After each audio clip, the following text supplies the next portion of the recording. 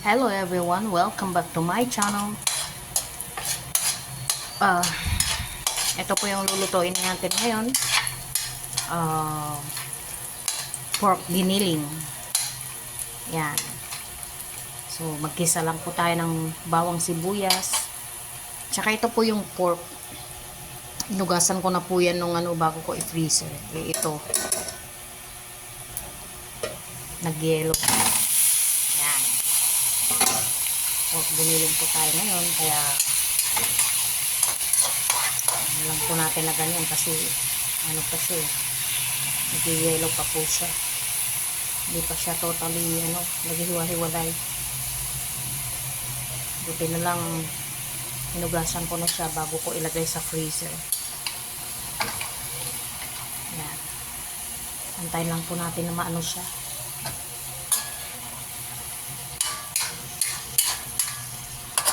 Yan.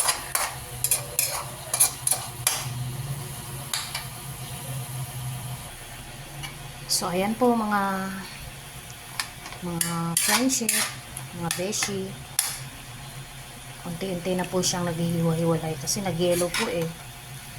Ngayon ko lang to inilabas pagdating ko galing sa palengke.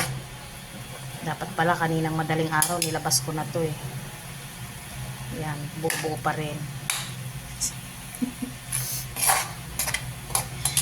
Anyway, pagkagisa ko po, nilagay ko po yung yung sabaw ng pineapple tidbits para manuot yung lasa niya. Yan. So, nilagyan ko na rin po siya ng pamintang pepper powder. Yan. Lapit-lapit na rin po yan. Kasi yan na lang ang nagdikit-dikit eh. Unti-unti naman po natatanggal siya. Naghihiwa-hiwalay po. Ayan. So, malapit-lapit na po siya. Hayaan lang po natin siyang ganyan. Para po maluto siya. Habang naghihintay maghiwa-hiwalay. Wait pa po muna tayo ng kahit mga 5 minutes. Hiwa-hiwalay na yan siguro. Ayan na po. Medyo nagtutubig-tubig na po siya. Ayan, check natin. Ayan. Maliit na lang. Ayan. Antay na lang po natin siyang maluto dyan sa niya.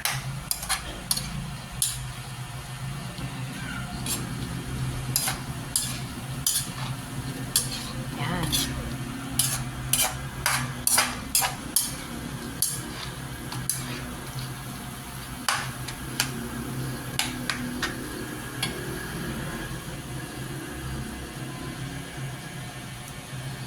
Lagyan po natin siya ng konting toyo. Pampalasa lang po. Ayan. Hintay lang naman yan. Ayan. Haluin natin. Kanya-kanya tayong kanya-kanya tayong version ng ng giniling. Pork giniling. Ayan.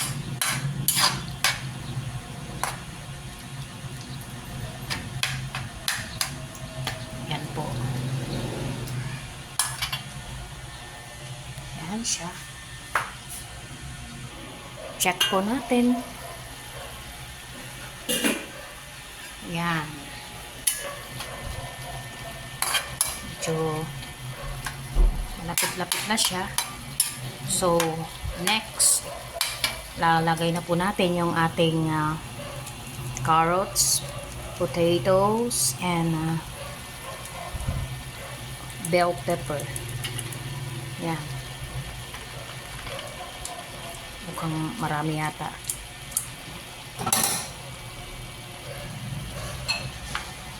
Yan. Halu-haluin na naman natin. Yan. Halu-haluin lang. Wait na po natin siyang maluto. Saka natin ilagay yung tidbits. Yan. Yung mga ganitong lutuin, mga friendship, sumachamba lang po ako rito. sa totoo lang po, hindi po ako marunong magluto. Hindi po ako expert sa pagluluto. Ayan. Kumbaga, ina-apply ko lang yung nalalaman ko.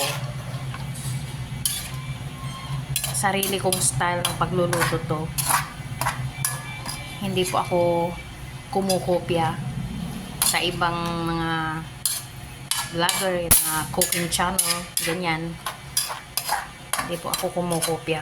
Sarili ko pong style ng pagluluto. So, ayan na po siya. Antayin na lang po nating maluto yung yung patatas, tsaka carrots, bell pepper. Takpan po muna natin. So, i-check na po natin. Ayan siya.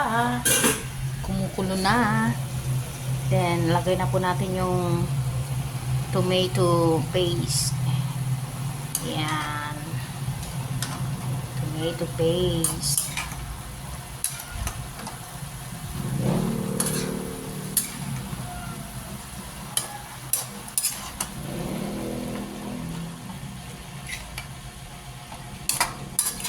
Halo-haloin lang.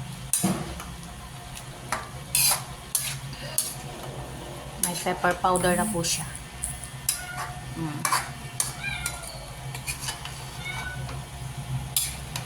Yan.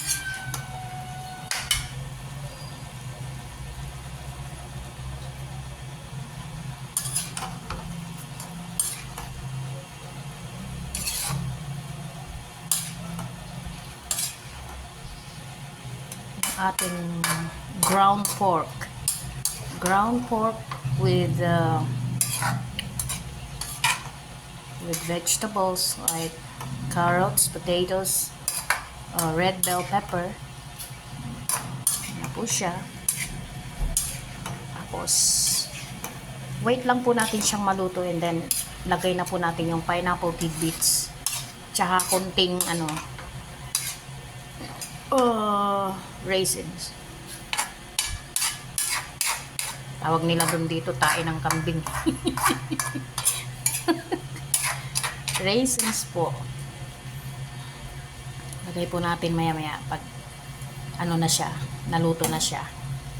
So, saglit na lang. Ayan, so check na po natin. Tingnan natin kung na siya. Yan.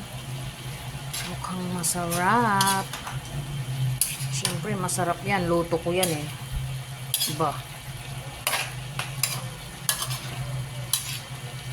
Ayan siya.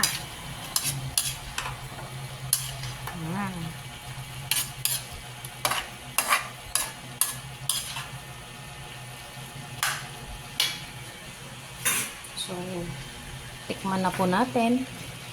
Anong lasa niya?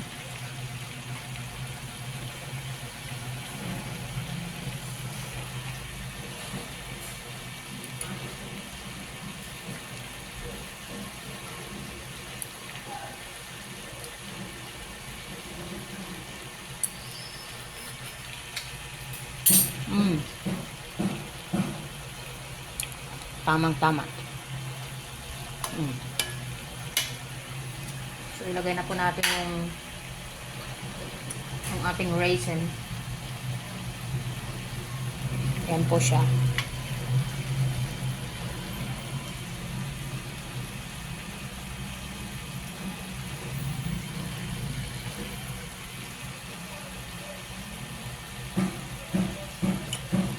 Last na lang po ito.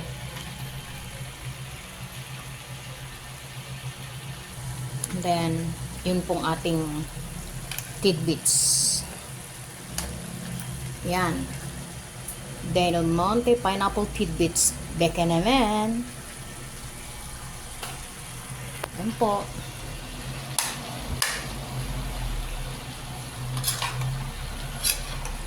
magkaalaman na po mamaya kung anong lasa po yan.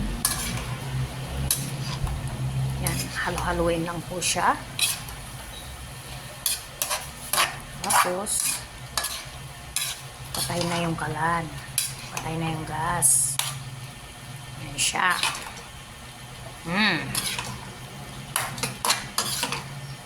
Ground pork with the carrots, potatoes, bell pepper,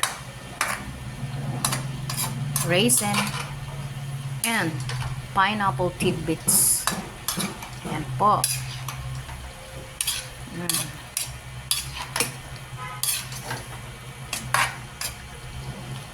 So, tapos na naman po tayo magluto. Pang brunch po natin to. Yan siya. Brunch. Tapos, pag nagpunta rito yung pamangkin ko, yun. Papadala ko kila nanay. Anyway, guys, thanks for watching and please help me, please support me to grow my channel.